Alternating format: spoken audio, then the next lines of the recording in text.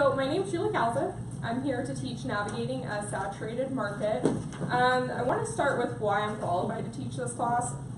So I came into this industry in November of 2015. First off, you'll notice some numbers to refer to. That's what I'm talking about.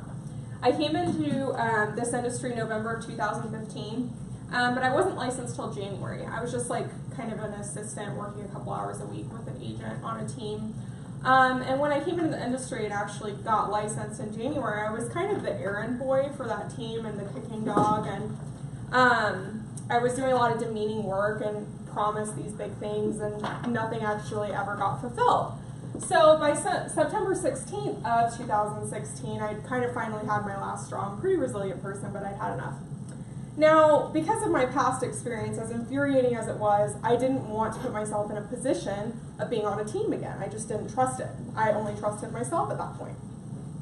So I embarked on my own and kind of got my footing. By November of 2016, I had had my first closing, and by the end of that year, I closed 8 transactions. So 3 months of being by myself in this industry, and I closed 8 transactions. So that was pretty remarkable, and I'm a pretty, when people tell me I can't do things, I don't know if any of you can relate to this, but when people tell me I can't do things, that's when I go do them. I'm a Marine. People told me I couldn't do that, so I did that. So now in my life, I can do pretty much anything. So I sat in front of a mentor, somebody I greatly look up to in this industry, and I told her what I wanted. I smiled at her and I told her, I want to close 50 transactions in 2017. She looked at me really concerned. She cared about me. She didn't want me to overshoot and lose my motivation because she saw potential. So she calculated what I did at the end of 2016 and said, okay, Julie, you really should shoot for 38 transactions. If you can close 38, you will have done a great job. If you overshoot that, that's fantastic, but I don't want you to lose motivation. So I sat in front of somebody else who means a lot to me at the time, and it was Liz Hermansky. I sat in front of her and I told her I wanted 50. She looked me dead in the face and told me I could do it. And I was like, I know I can do it, I got this. So the reason why I'm standing in front of you today is got licensed in January of 2016, left a team I was on where I wasn't even practicing real estate, I was just running errands essentially. And by the end of 2016, I closed 8 transactions. My goal for 2017 was 50. In 2017, I closed 58 transactions. So that's in a very short amount of time. I built this business exponentially. So that's why I'm qualified to teach you this class, because as we all know, in Arizona, in the Phoenix area, I practice mostly out of West Valley, and I know it's the same over here too. Everyone either has a real estate license, wants to know how to get a real estate license, or knows somebody's cousin's sister's friend who has a real estate license. So it's competitive and it's hard to get into. I don't know how many of you are new in this industry or have been struggling with this, but it's not an easy thing to break into this industry. So there's 3 concrete ways that I can attribute what I've done to, and that's what I'm here to teach you today. So we're going to learn how to navigate a saturated market. Now that I've told you that, I know a couple of you didn't know what this class was when you first came in. So I want to ask you, now that I've introduced it, what are some things you'd like to get out of this class? What would you like to learn so I can make sure I hit those points? Somebody has to say something or we're not moving on. How to make myself stand out against Okay. the other realtors.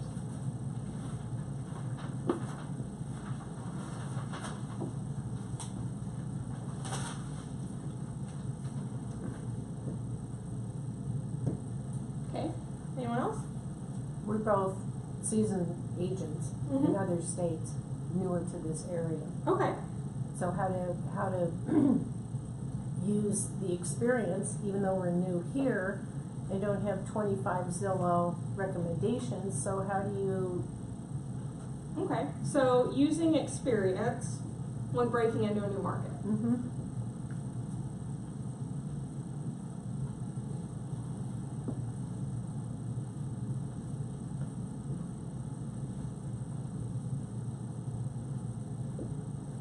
Anyone else?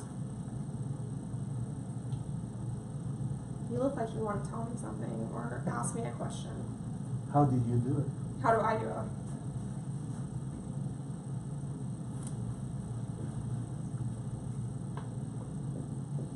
So I really liked that you guys brought up Zillow reviews, and that's something I don't have in my content today, but I will teach you guys how I got as many reviews as I did as fast as I did, because it's actually pretty important in building your growth, okay? So we're going to talk about...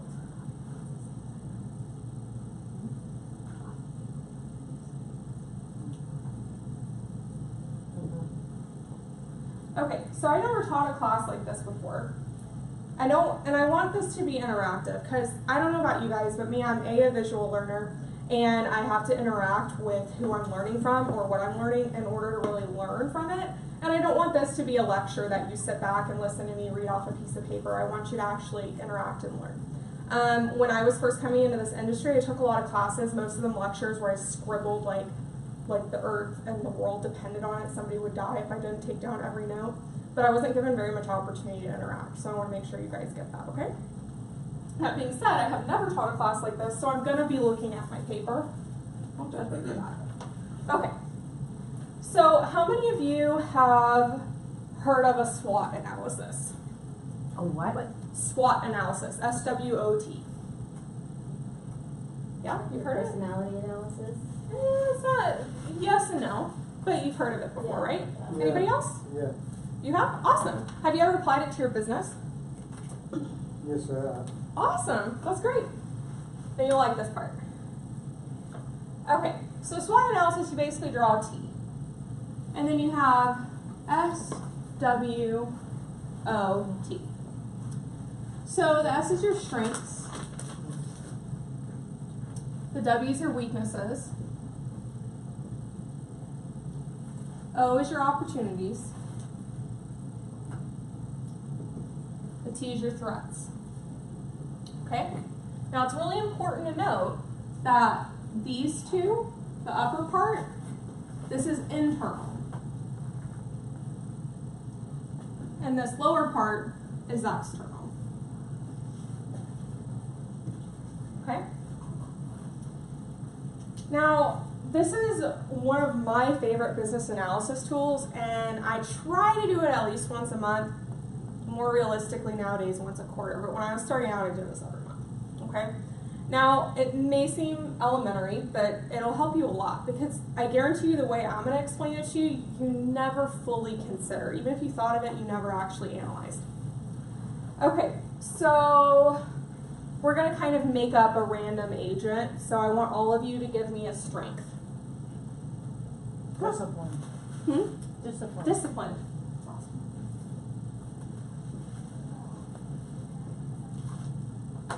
Anyone else? Organized. Organized? Okay. Fearless. That's a good one. Extrovert.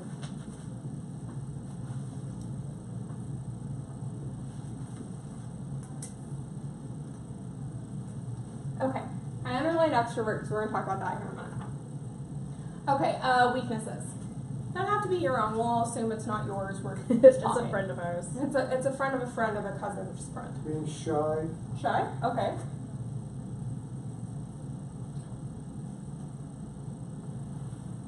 Organization. That can be a weakness too. Egotistical. That's a huge problem in this industry. Really? Never noticed. Yeah. Anyone else? Follow it. That's a good one. Oh, sure. Oh, I might have stolen it. Oh, you Now, you guys can fill this out as much as you want, as thoroughly as you want, but we'll just stick to 4 for right now. Okay, so these are internal. These are our personal strengths, our personal weaknesses. Now we're going to go to external. So what are some things outside of yourself as a human being that you have opportunities? Like, what are some things that are opportunities that you see? Like your sphere of influence. Yeah? Open houses. Okay. Oh, is this real estate related? Anything. Anything. Anybody? Opportunities? Come on, guys. Classes. There you go. Turning the knowledge.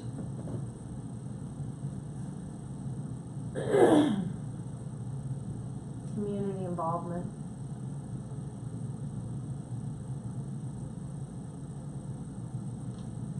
prospecting.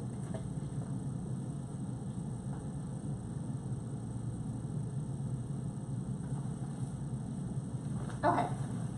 Now, this is one part of it that, so I learned the SWOT analysis originally when I was in college. So I went to the Marine Corps. I was in the Marine Corps for 5 years, and I did intelligence recon. I was the only female that could do what I did on the team of 12 men that I did it on. It was a very eye-opening experience. So when I came out of that, I happened to go to a college where, and I didn't know this, it was just the #1 rated business school because I wanted to be in finance. But I went to a college, it was a private institution, I had my GI Bill, so I was fine. I actually had to get a scholarship program on top of that though, because it was expensive.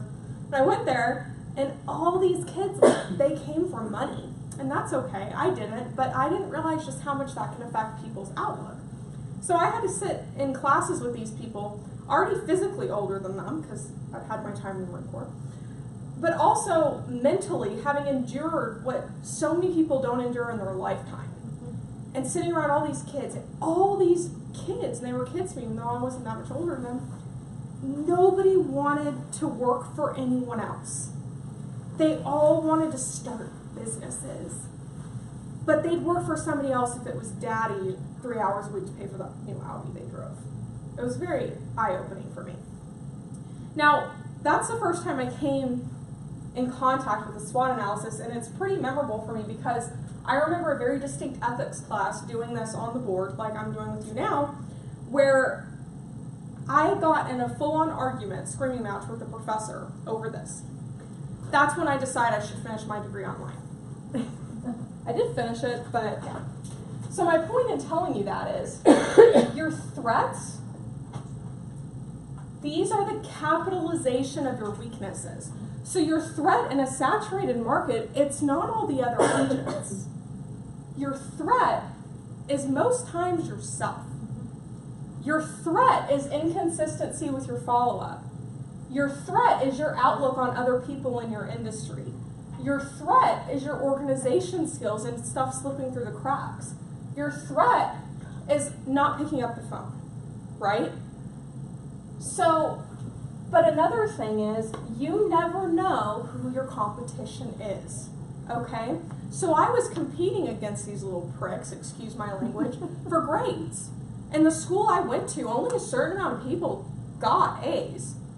So my threat was in dealing with people that I had never, ever, ever been in any close mindset to who they were. So when you look at your threats in a saturated market, remember, your threat isn't every other agent. That'll help you with that, because it's not. So when I cross-agent with a seller's agent that treats me like crap because either I'm young or I'm a woman or he just doesn't like the sound of my voice and thinks he's better than me, he's not my threat. He's already a threat to himself because of his weakness, right? Your threat is really yourself. So making yourself stand out is pretty easy, and we'll get into that more in depth. But as we go through this class, I really want you guys to keep this in the back of your head because we're going to come back to it, okay? So, talk about why I'm qualified to teach this class.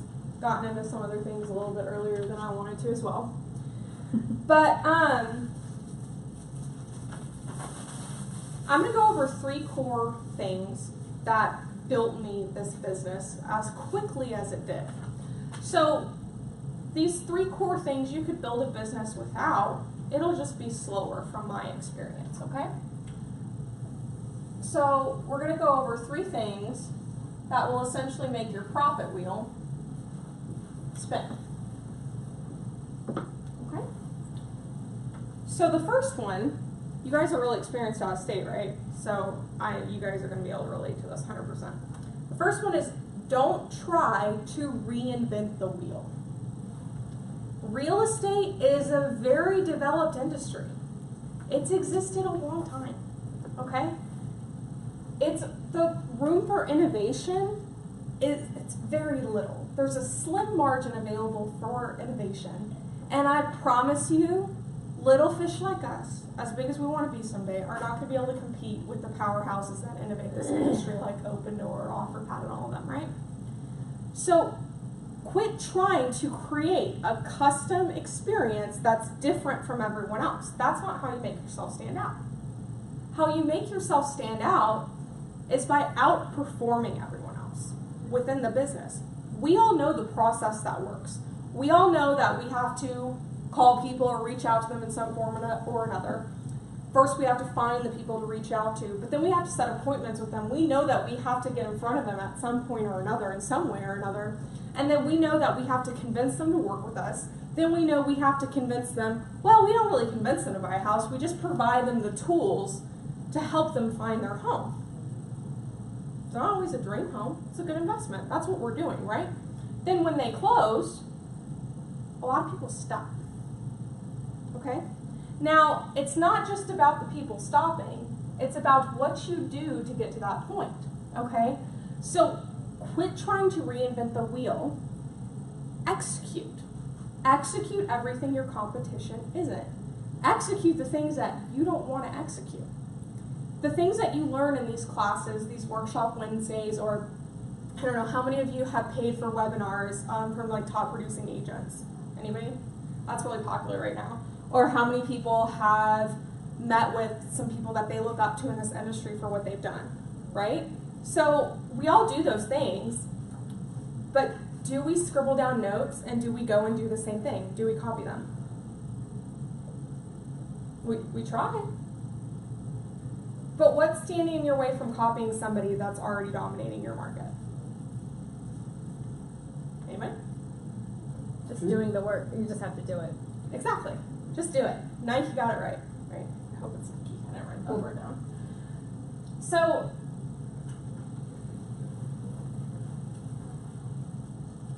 a problem in this industry is agents and other professionals within it are constantly believing this lie that you have to provide a custom experience in order to stand out. And you don't. I promise I tried. It didn't work as well. Okay? There is already somebody in the market you want to be in that has the majority. They may not be the top producer in that area. There may not be one, but there is somebody that has the majority. The coolest thing about this industry is they're probably egotistical. They probably think that they shit gold in marine camp. They probably aren't even doing the things that they need to do to keep that share. It's just falling in their lap.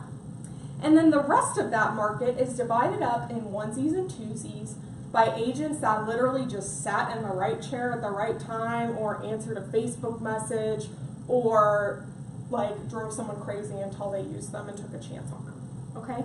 So all those onesies and twosies are up for grabs. And if you execute your system well enough, the rest will come. Because that majority just doesn't have a choice. That's why they're with that person. That's how my market was. So there was this one person in the market that at the time had the majority. But he wasn't good at what he did. He was very greedy and he didn't actually care about what he was doing. All he cared about was the money that came from what he was doing. I know, right? Shocking. Can't believe it. So rare nowadays.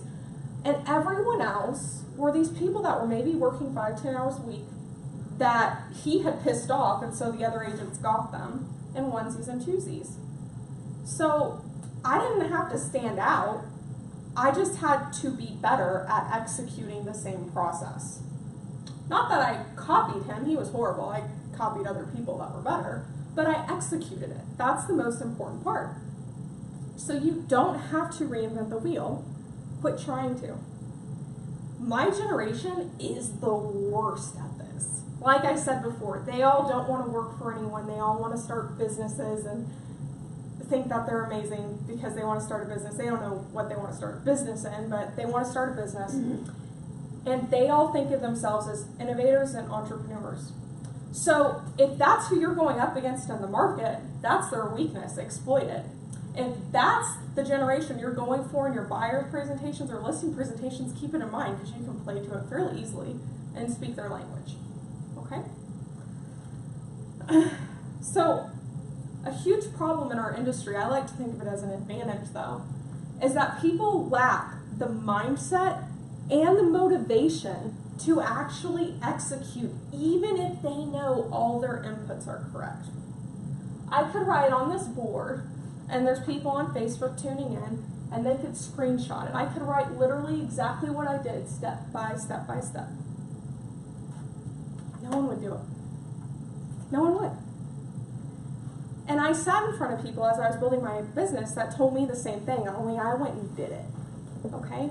That's how you build a business fast, is you figure out what the person who's already dominating at it is doing, and then just execute it. You don't have to stand out. You just have to execute quicker and better. Does that make sense? Yeah. A lot of head nods. Okay, so it can be really difficult to force ourselves to execute. We'll get past the hurdle of I don't know what to execute here in a little bit, but it can be difficult to force ourselves to execute, even if you know all the right things to do. I mean, you can struggle. Making yourself execute your plan and your plan of attack, your follow-up every day, despite depression, anxiety, vacation, life getting in the way. I'm married and have a 4-year-old. He was 2 when I started this. I get it, okay? Building ways that you can execute even through all those things is what will set you apart, and that's what will make you stand out. So when everyone else is taking a break for the summer last year was my busiest time. Okay? Now, there's different ways you can force yourself to execute. I'm going to teach you my favorite way, because when I started doing this, leaps and bounds. So I actually started doing this in November of 2017, and in March of 2018 closed 18 transactions. Okay? So this is pretty big. So I keep running lists. I've been obsessed with lists since I was young. I like to keep journals of different lists and things like that. Packing for vacation was hilarious because I would list everything I had to take, even though it was common sense. You need underwear when you go to Hawaii, right? But anyway, one thing that I started doing, everyone preaches about CRMs. CRMs are important, don't get me wrong. But I am a visual person, as I told you guys earlier. I have to have it in front of me. And I have to see my progress, otherwise I start feeling like crap about myself, and then I just want to stop and go do something else, okay? So, what I started doing is keeping what I call 50s lists. Now, an important person in my life, a mentor of mine, taught me this method, how to do it in a CRM and how to do it on Facebook, but it just didn't work for me. So I took it a step further, and I keep an Excel document that I can actually edit of each list. I'm going to tell you what they are in a minute. And then I print it out, and that's the people I have to call or reach out to, okay? So the 50 I keep are past clients,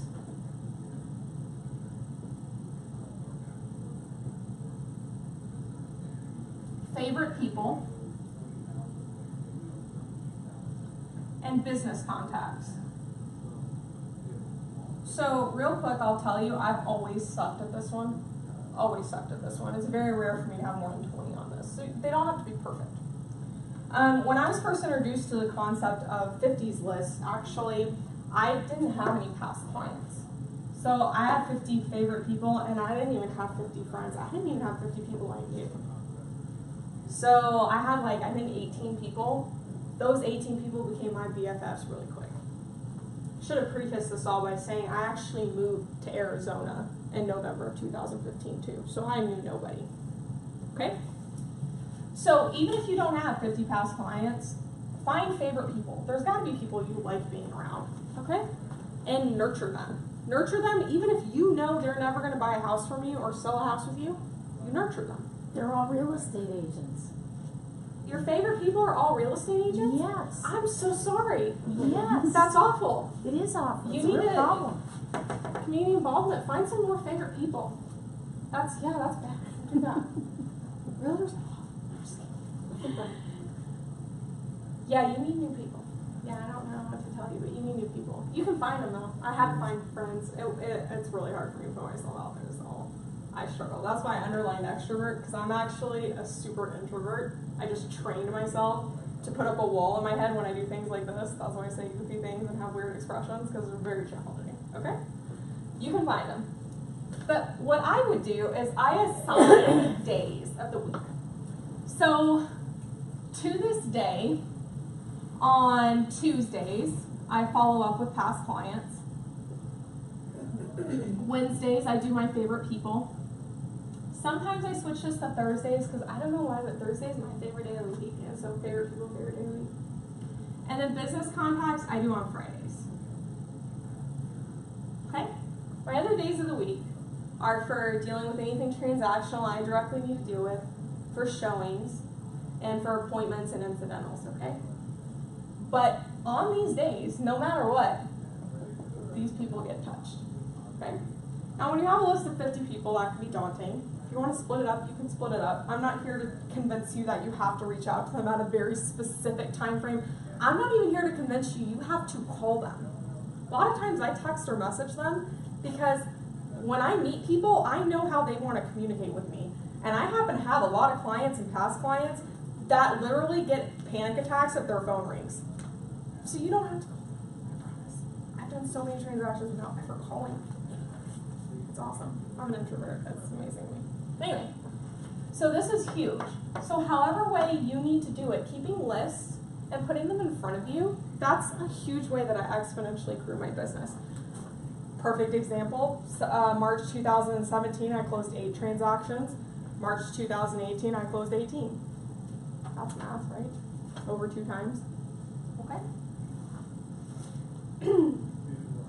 So, what's important to get from this section of what we're going to talk about, like I already said, is there's already somebody dominating your part. Whether it be by a small margin or a huge powerhouse margin. Huge powerhouse margins are easiest, by the way, because they're not paying attention.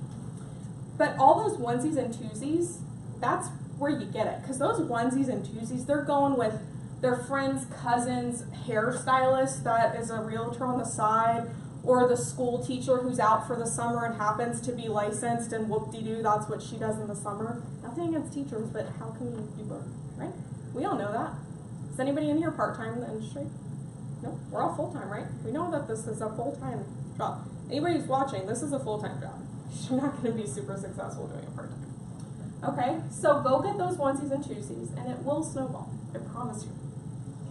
Okay, so the execution of ideas that I drew from other people who were already successful and ideas I drew from myself wasn't any reinventing the wheel. It was just executing, going and doing it. Building a website and a property search site within 48 hours because I had to get that done and I knew I did. Okay, execution, huge cornerstone. So our first part of our wheel.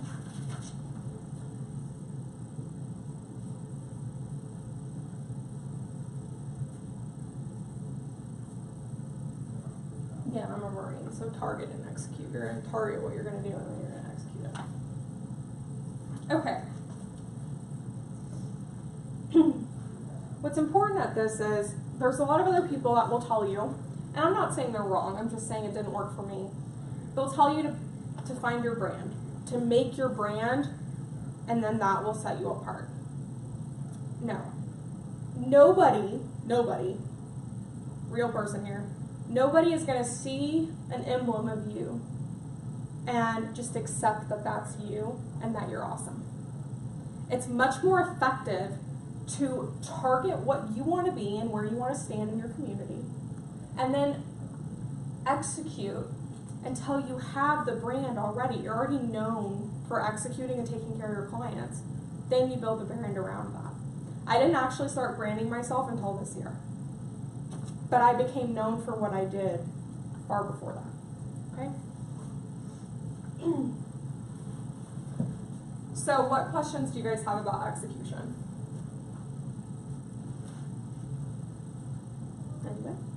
You're going to be consistent. Don't steal my next thing. Okay. What questions do you guys have about execution? Anybody? So what are some ways that you guys or your sister's friend can execute better in your business or your sister's friend's business? Anybody? Time block. Time blocking, yeah, that would be a great way. Let's use that, that's a good one. Put that up here. Anybody else? Anybody? Okay, this is such a humongous area, the Mhm. Valley of the Sun. So when I came down here, I thought, okay, this is my little corridor. This is my market because this is what I know. There's like, I don't know, 500,000 people. So it's like, okay, drill down, and then, okay, single family. Okay, I don't like condos because I don't like HOAs, but then people might want them. And what if they want to go there? What if they go there? So within a half an hour, I completely, there's just all this, going Yeah. around in my head. And it's like, okay, screw it, I think I'll go for a swim, I like that. So it's, I'm sweating, so that sounds amazing to me right now. but, well, so I guess it's because there's so much there. See, the market in Oregon, we're from Portland, I mean, even though Portland's a metropolitan area, it's a small geographical area, and you just don't go out to Gresham or, I mean, from here it would be like going from Glendale down to Chandler and then up to Cave Creek, which people seem to do. I don't want to do that. Oh, I don't do that. I don't want to spend 100 miles a day in my car, 150 miles a day. I mean, I do So that when I it's- have a lot of showings, but my area is small. Yeah, so I guess it's just trying to boil down to what it is, for each of us. Maybe everybody knows what they want. Maybe they have their farm, maybe they have that, but it's just, kind of drilling down to really what it is and how it is. I mean, every time I get a mailing list, there's like 5,000 people on it. Well, I'm not going to mail to 5,000 people. That's not my farm. I mean, you know what I'm saying? So it's just really identifying what it is, and then having somebody be Jiminy Cricket and say, you need to do this. So here's the thing. A lot of people work by geographic area. That's all fine. It works for some people. But what I'm going to get into a little bit later, but I'm going to go ahead and touch on now because you brought up a great point, is you kept saying what and where, right? Did you ever consider who? Mm-hmm. Okay. Who's your ideal client? Oh, God, someone who, they're respectful. They Okay. understand that I am the professional. So there's that, I think it's more personality than an age group. That's okay. And I think it's somebody who is, Do you have a preference in gender? No? Okay. What are some other imagine them in your head. Have you ever worked with someone that was like, oh my gosh, I want to hang out with this person, they're my ideal client? oh, sure. What were they like? They were smart, they were fun, they were level-headed. I could say they weren't overly emotional or irrational. They valued the expertise and didn't try to slash the commission.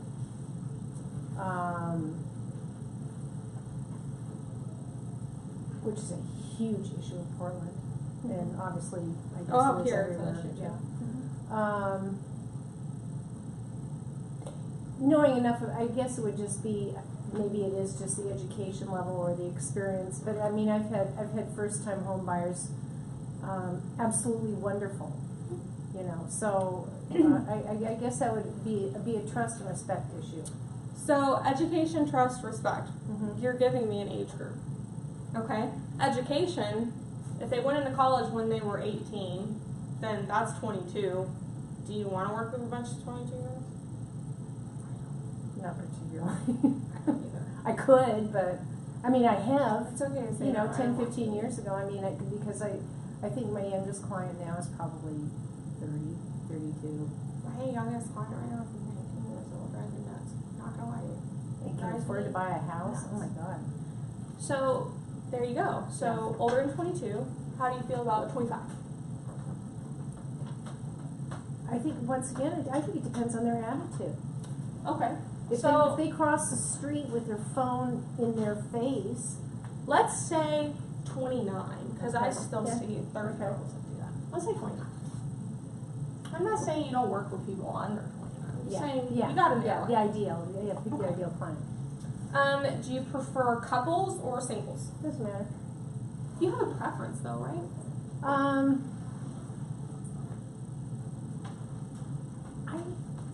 Singles are easier They because the couples, after a couple glasses of wine, they'll get on each extension of the telephone. After 6, I learned you don't talk to clients after 6 at night. Yeah. I had one call me at 10 p.m. last night. I laughed when I saw their name on my caller. I was like, No. I have You one didn't blowing answer. up my phone right now. Just constant. do you want till me to answer? 11 o'clock. I'll talk to them. I need to see this now. I need to know this now. Can we go Oh, there yeah. now? No. No. Yeah. See, boundaries. That's the other thing. Okay, Oh, we'll get so there. set the boundaries. So, who is a much more important question than where or what. Okay? So, once you actually take the time, and you always have a preference. Mhm. So, of course, the commission spends the same, but the effort is different. Everyone has a personal preference. Me, my ideal client is a single man. Well, I was Because just gonna they say, will not yeah. ask me Yeah. any questions that have to do with gray walls and white cabinets. Not ashamed to say that. That is my ideal client. Are most of my clients HVAC. couples? Yes. Yeah. But that's my ideal client. Yeah. So that's who I target. Yeah. So when you're first starting out, especially in a saturated market, know who your ideal client is and don't be afraid to go for that ideal client. The others will come, I promise. But pick your ideal client and figure out, there's tons of ways to figure out demographics. Find your ideal client and figure out where they are. That is closest to you. Agents make this mistake all the time. They claim they will go anywhere in this valley. I did that in the beginning. And you guys, I'm not gonna lie to you. I was ready to shoot myself in the face anytime I had to go to Mesa, even though I knowingly took that client. I live in Barado and Buckeye. Okay, that is a long way. Is it that way west? Oh yeah, it took me an hour to get here. You're brave. Yeah. So figure out who your ideal client is and then figure out how long you're actually willing to go. Not when like you're having a really low time and you're desperate for the commission, but how long you're really willing to go on an average day. Because even when you're coming to a time when you're really desperate and you want that commission and you're okay with driving, that's going to snowball into you doing that a lot. So just say no. Set boundaries. Get a referral fee. Refer them to somebody else. My home group mastermind group, you can find an agent anywhere. I referred somebody to Prescott like last week. Okay, you can find one anywhere. So figure out your ideal person, figure out where they are that's closest to where you live, and then figure out your boundaries. So for me, for my business, I will not drive past the 101 eastward. I will not. I will not go above Bell northward. Won't do it. Southward, I don't really do a whole lot of business south of 10. Usually it's only a couple blocks off. But I have a boundary there too. You have a boundary. Okay? Where you're willing to drive. Whether it be that you did it one time and you were ready to jump off a bridge. There's not a lot of those in Arizona, luckily, but you get that feeling. Cross it off. Don't do it anymore. Okay? Or get a referral fee. Before you're putting them off and they go work with someone else anyway. Get your referral fee, right? Okay. So bringing it back, execution is definitely the cornerstone. And that's what we've just gone over here. Are there any other questions about execution? No? Okay. So we're going to move on to consistency. All right. So the next huge way and the second huge portion of how I keep my income wheel turning is being consistent. So it's not enough to execute ideas. It's not enough to execute somebody else's process. You have to also be consistent in that execution. Consistency is key. Now, consistency in and of itself is a very straightforward term.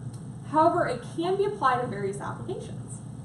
So a little bit deeper one is, have any of you, bear with me, I promise it's going somewhere, but have any of you ever woken up just kind of wishing you were somebody else? Not like somebody else that exists in the world, like a celebrity or something like that, but like just wishing that you could exist in a different capacity and kind of be a different person or change some of your traits. Of course. Exactly. Happens to me a lot. And the point of me asking that is, we seek relationships and goals, whether consciously or subconsciously, that will get us to the person we want to be. So the clients we target, we don't want to be them, but we seek relationships with people that can help us build there. So when we're targeting clients, we should be targeting clients that you enjoy working with so that you can guarantee your own success working with them, okay? I'm a very direct person. I am. I cannot deal with people that cannot handle me being direct because I will get impatient, and as good as I am at hiding that when I need to, I don't want to hide that every day of my life. I do not want to deal with somebody who's going to correct my grammar, get mad at me for cussing, or get offended when I tell them that house is a stupid investment. Okay? So I'm not going to work with that person because they will not get me where I want to go and who I want to be, because I will not be able to be consistent with them. I won't be able to be myself. I will have to be in the car and flip a switch when I get out to meet them from what I already was existing as. Okay? And I've done it. That's how I know that it doesn't work. Okay? So that's consistency in and of yourself is just as important as consistency in execution and consistency in follow-up. I see so many agents who shoot for clients because of a price tag, but they themselves could never sit and have a beer or a whiskey or whatever with that client. They can't relate to that person. But they see the $30,000 commission on the horizon, and that seems amazing. Okay? But you, if that's not you, you're going to go for that person, and you might get one or two of them. But you will have no consistency in your own income because those listings take a long time. Those buyers are very demanding. And so you might get one or two, but you're going to be a little bit miserable in and of yourself. I can guarantee that. But not only that, you're not going to get a consistency in growth in your business because you will not be able to maintain that facade. You just won't. It's psychology, basic. We're all human. That's how it works. Okay? So that all comes and boils down to brand consistency, okay? So consistency in your own behaviors is what builds a brand. I saw there was a branding class today. I wasn't here for that, so I don't know what they said, so don't piggyback off of that. If they said something different, it's just a different person. But building consistency in yourself and in your behavior so that people who go and refer you are like, man, Julie was awesome. She told us the way it really was. She wasn't afraid to be herself. She talked about how much she liked Zelda. It was awesome because I like Zelda. And then that other person comes to you and they're like expecting this certain experience they heard about, and then you're a completely different person. Do you see how that's going to seem fake to them, whichever one was real? So you have to have consistency in your own behavior. So even if you're going through a bout of depression or anxiety or just struggling in your own life, that's okay, but be consistent in your own person, who you are, on top of being consistent in your follow-ups. I promise you, consistency in behavior would get you farther than consistency in follow-up. I promise you, because I am deathly afraid, or I was deathly afraid of following up with people, and I still built this business. I was horrible at it. Even today, I still struggle. I told myself I was going to make at least 20 reach outs before I came in here today. Do you know how many I made? 2. Okay? So I still struggle with it.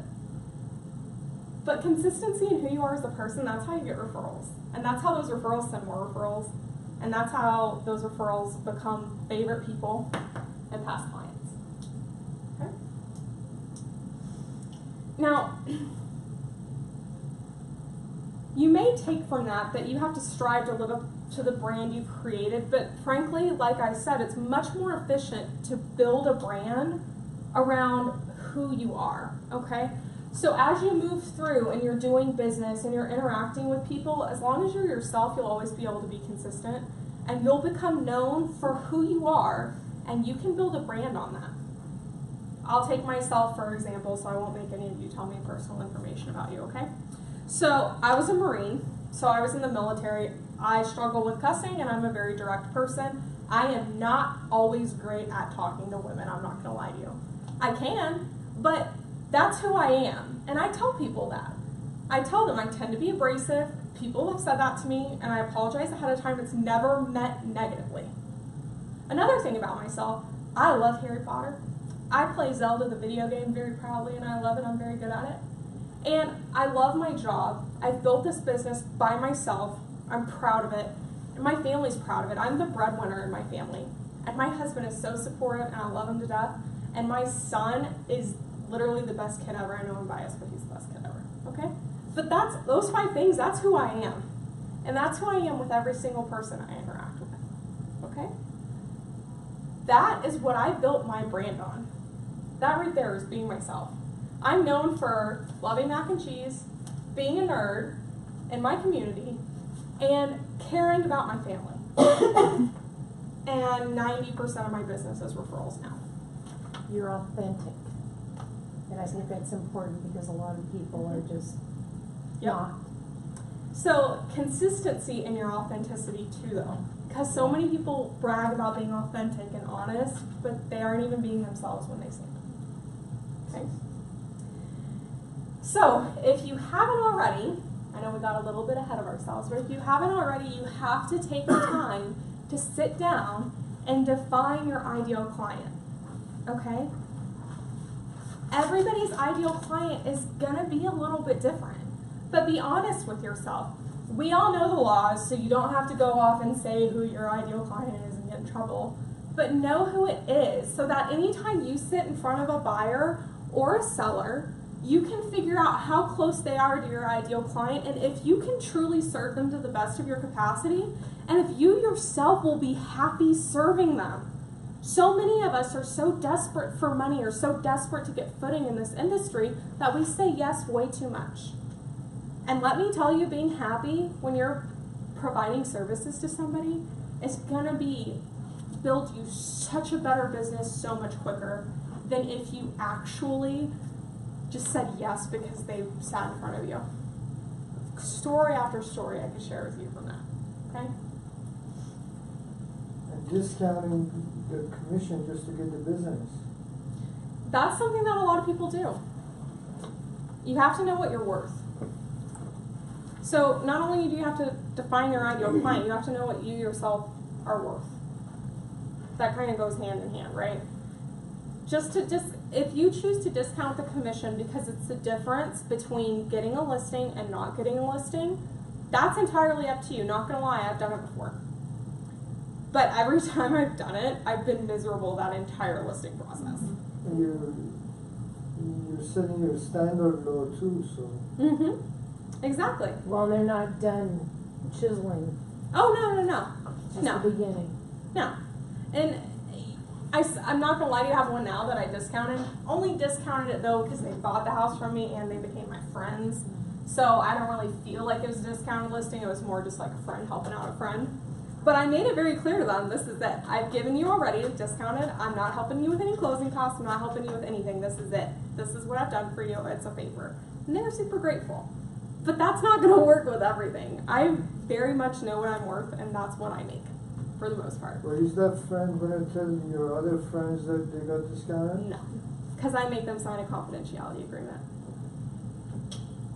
Learned the hard way on that one. Which you can just do an addendum to the listing agreement or put it in additional terms, by the way. Been there, done that. Mm-hmm. Exactly. So take the time to actually identify your ideal client. Don't identify them because of their price tag. Identify them because they're people that relate to you. I don't go for luxury real estate because I can't relate to those people. I grew up very poor, and I like my working class people because that's who I know. Okay, so consistency in behavior is the most undervalued component that can build you a successful business and set you apart as a professional. Yet consistency and follow-up is what's always taught in classes and throughout brokerages or teams all over this city. You can only ever be as successful in real estate as you are consistent in yourself as a person. Consistent follow-up through that depression, anxiety, vacation, living your own life getting in the way.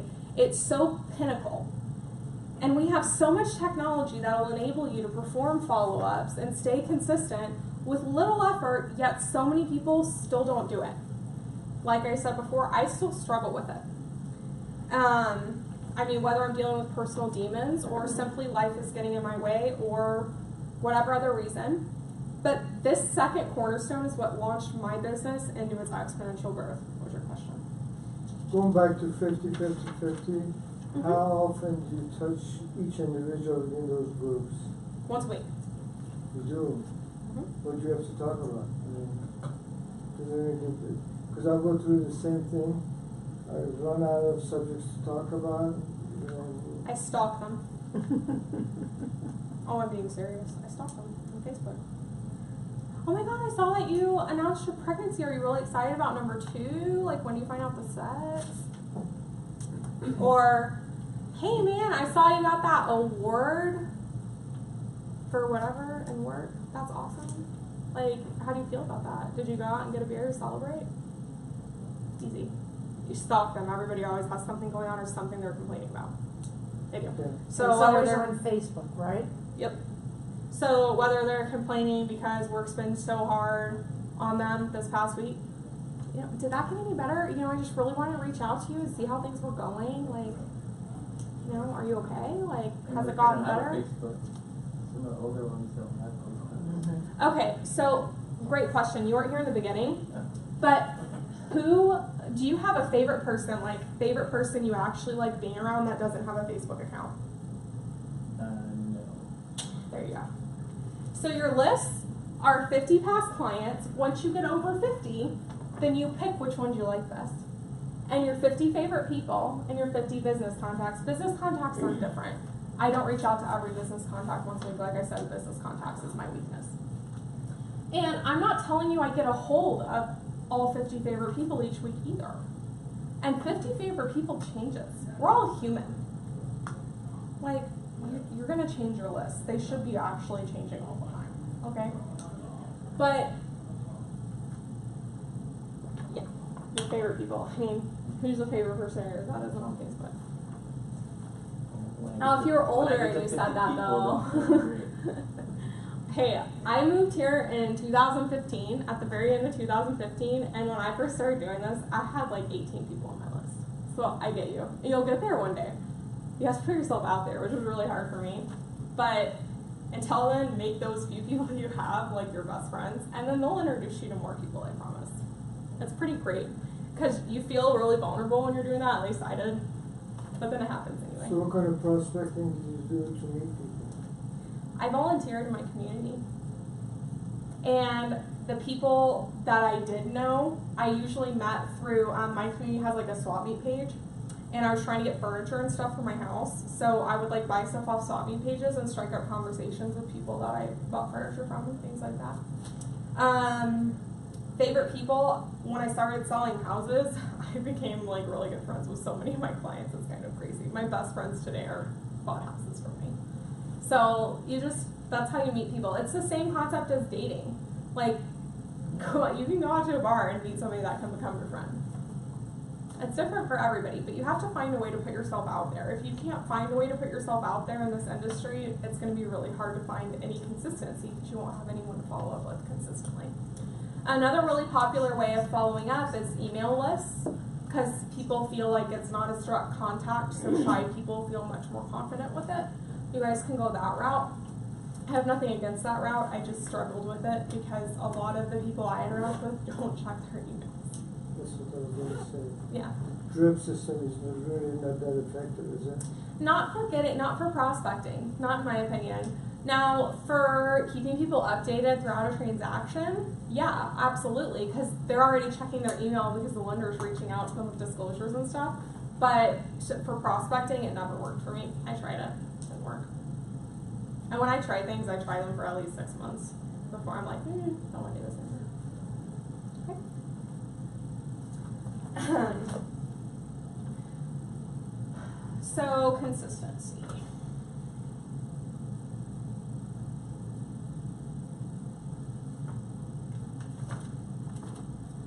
Alright. So what I found and learned is that if somebody can master consistency in both capacities, both within themselves and in follow-up, they'd be unstoppable. I've not done it, but just being aware of it in my natural life and going about it as best I could catapulted my success. So it's important, especially in a saturated market, because I guarantee you no one else is taking the time to be consistent.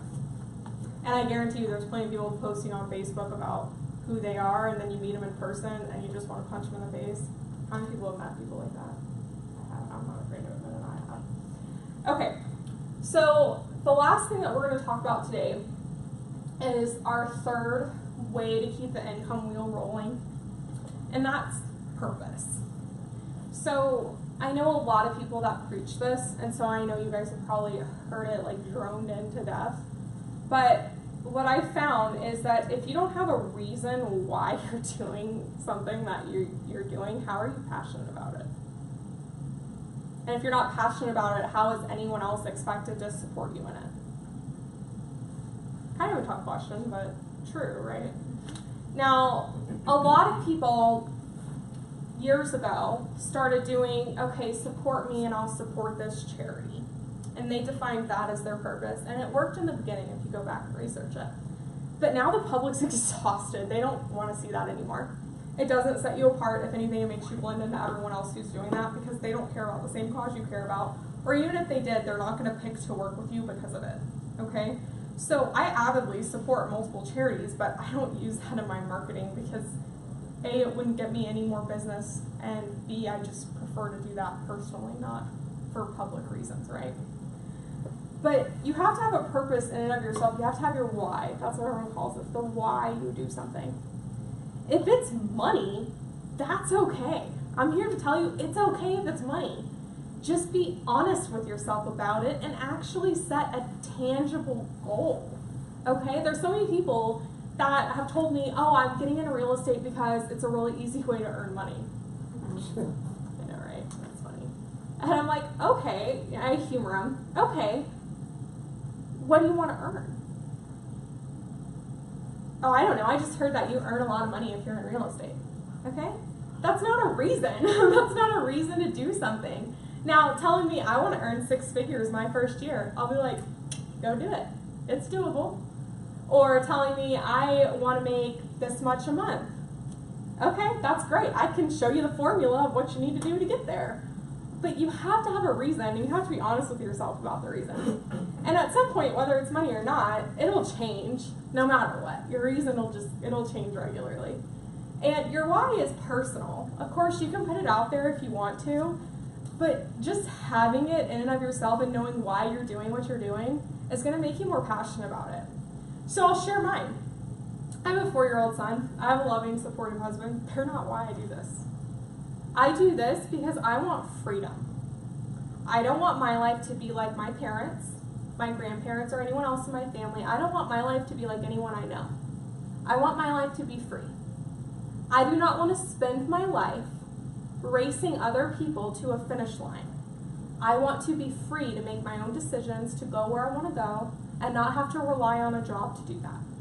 That's why I'm doing this. And it makes me very passionate, and it helps me get up in the morning because one day I will be able to do that. And recently I got to know when that would be. It's really cool. Okay? But you have to have that reason. All right? One important note, it does have to be either a tangible idea, person, or thing. If it's just this like concept, you don't have a way to figure out how to get there. So even if it's money, it's easy. You can make a formula to know what you need to do to get there. But the time it takes, you don't know if you're just like, oh, I'd really like to make $12 billion. Right? So it has to be tangible. Make a tangible goal, a tangible reason why you're doing things. So occasionally we're going to lose our purpose. It's just going to naturally happen. We're going to either get sidetracked or we're going to get successful and then struggle with keeping everything going because we're just kind of in that like newlywed phase of our business. But it's super important that we at least leave ourselves breadcrumbs. So one thing I started doing at the recommendation of a mentor of mine is I started journaling. I don't do it every day, but every once in a while. And I go through, strains where I get depressed. Every overachiever does. And I struggle to know why I'm doing this, and it's really hard. We all know real estate sucks sometimes. And I like that I leave myself breadcrumbs in it. I didn't really realize how important that was until I actually started writing this class. So I wanted to share it with you. So leave yourself breadcrumbs. Even if it's like jotting a sentence down on your calendar that you can go back and look at, you can take a picture after. I won't erase it. That way you don't have to like... No, So leave yourself breadcrumbs. So that way you can kind of get back to why you were doing it and motivate yourself when you just want to take the swim. It's okay to take the swim every once in a while though. All right. So systemizing the things we do competitively or repetitively and scheduling ahead using workflows is going to help you keep you in line with your why. So executing your business and consistently keeping up with it will help you keep up with your why, okay? So let's recap, wow. Okay, the 3 tried and true ways to navigate a saturated market are execution, consistency, but remember in more ways than one, and purpose. These shouldn't be new ideas that you've come across, I'm well aware of that, but remember you're not trying to reinvent the wheel. You'll be much more successful if you don't. I stand before you as living proof that these concepts can really catapult you and your business to goals that you didn't imagine you could attain in a whole lifetime, much less in 2 years. Unless you guys have much bigger imaginations than I do, which you might. So far in 2018, as of yesterday, I had 3 closings yesterday, I closed 44 transactions. My goal was 75. Blow that out of the water. I'm pretty excited about it because I had so many people tell me I was crazy to go for that. And it's important to me to note to you guys that I don't have a team. I added a licensed transaction coordinator end of February in 2018, and she didn't start taking over transactions until it was April closings. March was crazy, you guys. 18 ends when I was teasing all of them by myself. That's when I've had enough. But anyway, so it's not like I have all these like minions running around while I'm here talking to you, and I'm here like, oh, I'm awesome, I do all this, that, and the other. In the meantime, I have like 20 people in an office somewhere hiding. No, that's not the case. So what I'm trying to teach you is you can do it, and you can do it by yourself. I mean, I recommend asking for help. I really suck at it, and I have trust issues. But anyway, it is doable. You just have to make sure that you're executing ideas. Find somebody that's already doing it and copy them and execute it better than they did and more consistently than they did. You'll beat them in no time. I did. Now, let's go over what I wrote down at the beginning that you guys want to take away and make sure that I hit it. So how to make yourself stand out. She left, but what do we learn from that? You don't have to make yourself stand out. You'll stand out naturally as long as you are building consistency and being true about who you are and authenticity. Use experience when breaking into a new market. So you guys, that's a really hard challenge. I've never had to do that. Now, I've been not experienced anywhere else and broken into a market. I imagine it's somewhat similar, but you have an advantage over that because you actually know what you're doing. Okay, you've already done real estate. Are the AZ's laws even that different than in Oregon? A lot. A lot different? Okay, well, but still, like, you have experience. You know the you know the customer. Sure. You know how to make the customer people are happy. people. Yeah, people are people no matter where. So when I started, I didn't have any reviews, and I didn't start asking for them until I closed at least a dozen transactions because I was just stupid. Asking for reviews, it sounds so simple, but nobody does it. I started asking for reviews, and then I asked 3 times during a transaction. So the first time I ask is when we have the inspection scheduled. I have an email template I send out, and at the end I'm like, hey, remember, my business is solely based on referrals and recommendations, so any referral you send me is super important, and at the end I'm going to ask you to review my business, and just taking the minute to do that is so important. So be on the lookout for that email. Then I ask again at the end of the transaction, both in person when I do the key delivery, and I send them an email with all the links so it's so foolproof, like they're just assholes if they don't do it right. And then 3 days after that, if they didn't do it, I have an email I send them like, hey, like, I thought we had such a good experience. What, did I miss something? Like, please give me feedback. I'm telling you guys, 99% of the time they'll go do it then. It's crazy. When I started sending that email, it changed everything because people don't realize that you're going to take it personally if they don't do it. So, but reviews, those do get important, but you can absolutely do this without any reviews. Just find somebody. Well, first, you guys need to define your best client, like who you want to work with. Then define your boundaries. And then figure out who's already doing it and execute better than them. Talk to people who have already succeeded in this industry and figure out what they're doing and execute it with consistency. The cool advantage you have, and this is the #1 threat I face, is you have time.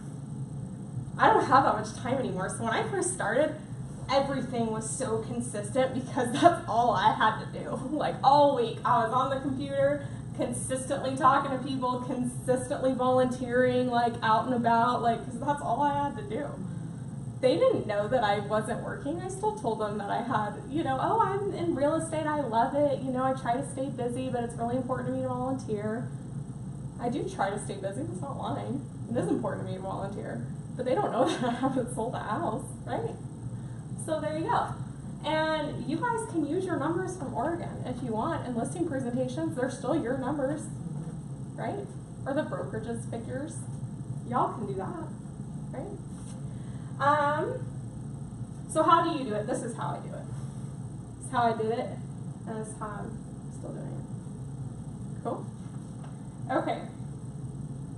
So let's go back to our SWOT for our last thing. And now that we know each other a little bit better, let's see if we can get some different answers in here. So now let's think about, I'm not going to make you close your eyes if I really want to. Let's think about who we want to be. Like we talked about earlier, we all wake up wanting to be a little bit different in our own capacity, right? So let's think about who we want to be as an ideal agent in our industry. Like, what characterizes that? It's a strength. Exceeding your client expectation every time. Okay.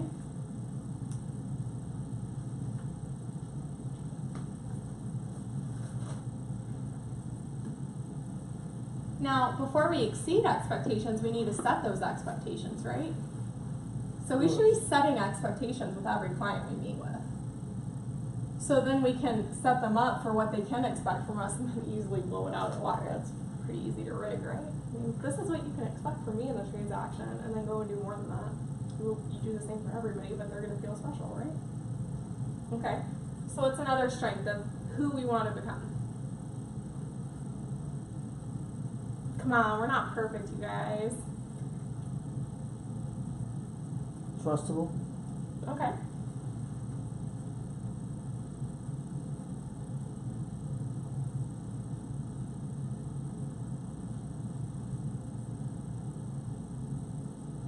Knowledgeable. You're not knowledgeable right now? What's a strength? He asked for a strength. It's a strength of who you want to be. Oh, who I want to be. Oh, God. Don't go there. What do you think? What's one for me?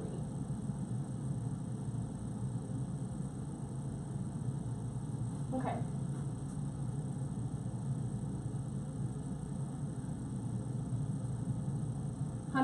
Communication. So I've been struggling with my communications lately, you guys. Like, you get really busy and stuff slips through the cracks. So agent I'd like to become is I want to be the person that no matter what, somebody is going to hear back from in a reasonable amount of time. Okay? So let's move on to weaknesses. So obviously we all want to be perfect one day, even though we all know that's not realistic. But what's a weakness? So instead of asking you what your ideal, who you want to be, what weakness that would be, let me ask you, what's a weakness that you think you can overcome based on the content taught in this class? Fear. Okay.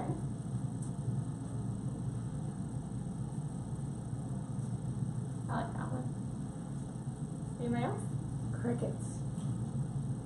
What do you mean? Crickets. I mean, when the phone doesn't ring, it's so quiet. All you hear are crickets. Isn't that right? Yeah. Okay.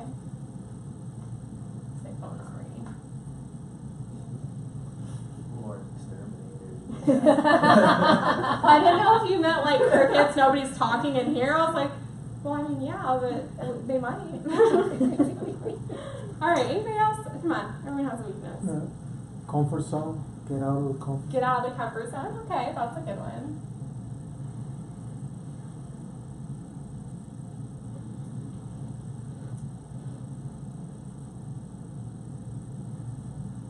Okay. So that's our internal, like what we deal with every day, our own struggles. Now, external. What are some opportunities you feel like the content I've gone over have somewhat created for you? Did anybody have an opportunity that they hadn't thought of before? Come up with your who. Yeah, I like that one. Yeah. Don't look at the what and the where so much as the who. Yeah? Yeah. Good. That's a good nugget. I like that. Do the things that make you uncomfortable. Yeah?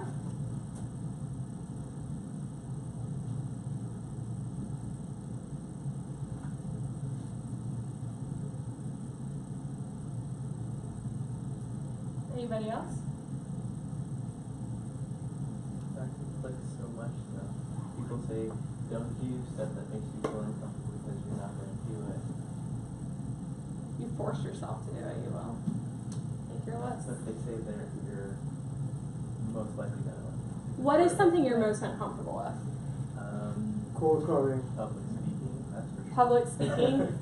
But, Yeah, I hate public speaking too. There's Cold only a couple calling. that scares me. Yeah. Cold Door calling? knocking. I did go door knocking and that I don't was door sweaty knock. palms, like, oh, I don't even know what I'm doing. When you think What's comfort dangerous? zone though, It what is dangerous. terrifies you the most? I Oh, I carry my 45. guess,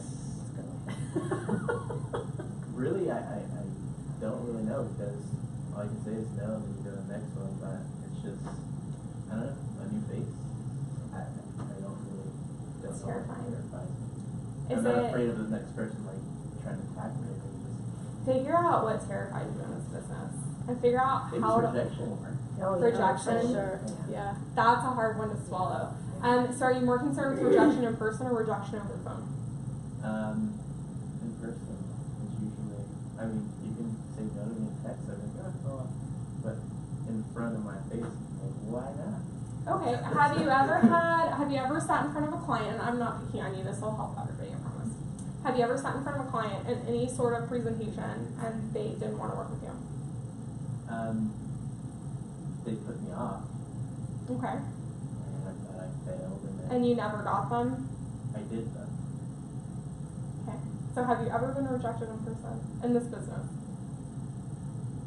I've been led around though, like I showed some clients and then they end up going to a new build and behind the back. Oh, I hate that. That still happens to me, and it's so like Happens to almost everybody. gut-wrenching. Yeah. But let me tell you, always call the office. You'd be surprised how nice a new build rep can be about it. I've had that happen before where I had a buyer broker with clients and they didn't know that they had to go with me, even though I told them like 3 times. And they went and I called the lady. I was like, hey, I have a buyer broker with these people. Like, I've been working with them for a while. Like, can we work something out? And she was so sweet about it. She's like, yeah, just bring me more clients.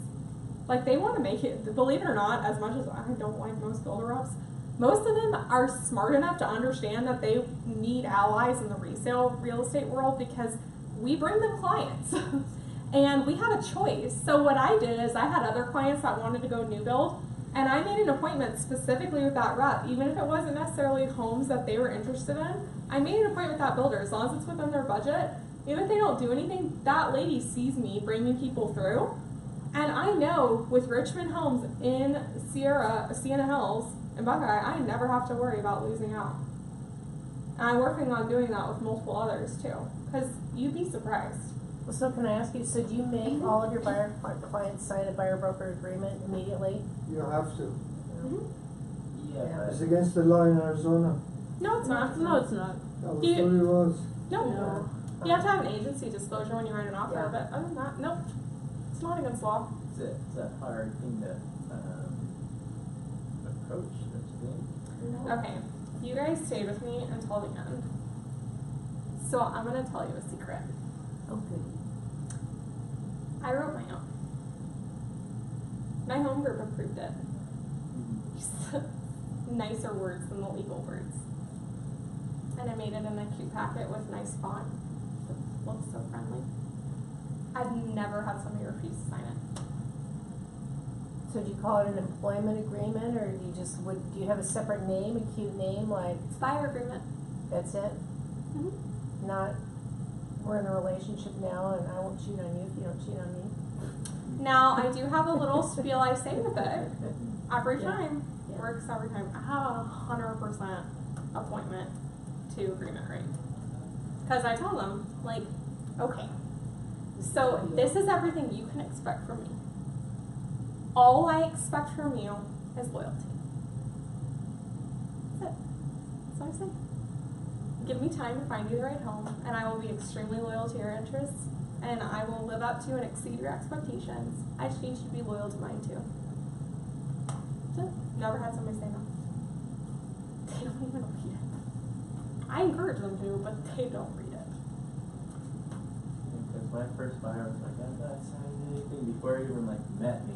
Huh? He met me online. He's all, So sorry, I can't do that. It's against the law in the state of Arizona. Blame your broker, just say our broker requires it. Yeah. Yeah. I won't work with them if they don't. but he's my first buyer. And actually, I meet up with him like every 2 to 3 weeks now. So But what's stopping them from working with me? right now, Yeah. I have a relationship. You have a relationship? Are Yeah. you doing buyer consultations with them? No, I'm winging it. So I'm super new. Yeah, a buyer consultation is So you want to have a important. sit You down should. with your buyers first and get to know them. And that Usually meeting, if they see a house, it's like, okay, let's just go, and that kind of gets them, you know, in that excited mood. And sit down with them first. Even if you go and take them to see the house immediately after, sit down with them first. That is the $1 million advice I can give you. Yeah. Sit down with them first. Because I'm sorry, you seem like a great person, but if I sat down with one of your buyers, I would have them. And a lot of other people could say the same. And I guarantee you they haven't sat down with you. They could walk into somebody else's open house and then that person sits down with them there and then, and they don't know the difference. They don't know that they're betraying you because you haven't had that conversation. Now, you've already, don't try to go back and do it with people that you haven't done it with. It has to be in the beginning, otherwise they're going to be put off. And even if you're not comfortable, if you have to ease yourself into a buyer agreement or a buyer broker, that's okay, but at least sit down with them first. You can easily pitch that as their benefit, like, hey, I want to sit down with you so I can really get to know what you need and what your goal is. And if I can do that, then I know I can blow you out of the water, and that way you know what you can expect from me throughout the process.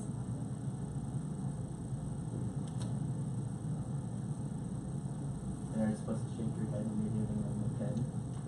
Sign right there. Make it the I was last told thing to you like do. kind of give like a head nod, like, yeah, you want to sign that type of thing. Oh, so I actually put the signature page all by itself on mine. So I already flipped past all the information, and they have a signature page. I'm like, okay, initial, print, sign, date, every time. Smile on my face. They do it every time. They initial a sentence saying that I went over the whole thing with them, because I did. I summarized it, and I asked them if they wanted to read it. Initial, print, sign, date. Every time, 100%. You guys have any other questions? So our sign-in, you can email us your copy, right? No, not that nice. Proprietary. Not that nice. I actually did trademark it. I'm a very paranoid person. But I'm telling you, just rewrite it, make it simple and straight to the point. Don't go straight for that in your buyer consultation. Like, don't do that. Just go have a conversation with them, write down, let them see you, you guys. Let them see you writing down what they're looking for. And have a thorough conversation, find things to talk to them about within that, like, oh, we want a really big backyard. Awesome, do you have pets? Well, no. Oh, you just want some space. I can't blame you. It's like there's no elbow room in these houses now, right? Be a person. And then you get to it, you're like, okay, so let me tell you what you can expect from me. I'm going to do this, and this. Now, all I expect from you in return is really simple. All I expect is loyalty. I'm a Marine. I come by it naturally. Can't help it. I need people to be loyal to my best interest, just like I'm loyal to theirs. Okay. Alright, I'm a Marine, gotta remember that. Oh, well, don't make me come out here with that one, don't lie. But just, I was raised to be very loyal. Same thing. So would you work with an investor that tells you that they're working with other agents? No. And they're flipping homes? Nope. So if you find them the best deal, Nope. they buy from you? Nope. Waste of my time. I'm worth more than that. And I was worth more than that when I started and had nothing. They're playing you.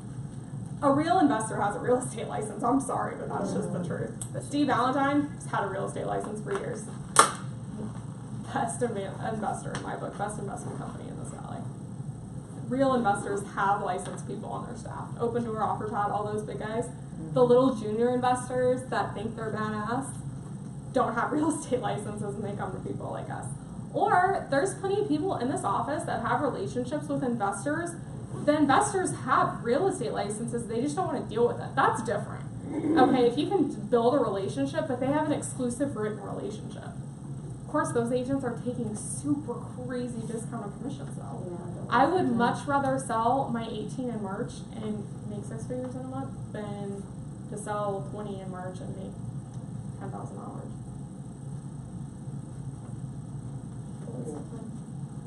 Super. Do you guys have any other questions? Nope. Can I have your card? Yeah.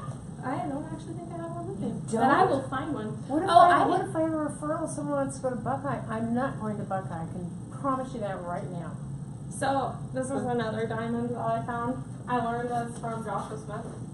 I never have business cards on me, almost never. Usually I have them in my car, so like if it's this scenario, You get there. no, better. I just ran out of business cards. Oh my gosh, but you know what? Let me add you on Facebook. Oh, you don't have Facebook? Cool, I'll just shoot you a text real quick. That way you have my number, and I'll just put my name every time. Works every time. Adding you on Facebook, that's way better though. Yeah. You think it wouldn't be, but it is, because then you can get to know them without them realizing. Also, don't do flyers in open houses. Send it by email. Send them the link. That's fine. With open houses, I make them fill out a questionnaire about the property and give me their contact information so I can send them similar properties that would better match their criteria. If they have an agent, that's great. What's your agent's information? I'll send her the list. Cool, huh? Okay. Thank you. You're welcome. Thank you. Good job. Here, this is what I'll do. I'll write mine on the board and then you guys Yeah, can just take write your it. name on the board for me. Yes, Probably have for it one from quarter. someplace. Oh, yeah? And that was it. Oh, Long time ago. yeah, but The CSC weather- was really changing. Oh, The it's so weather good. just My went husband down. is They Italian. threw you out? The weather. Chuck immigrated from Oh, France, yeah. actually. Yeah, yeah, yeah, He the immigrated weather's to France terrible from out there. Italy, and then he Yeah. immigrated Oh, cool. from France to America.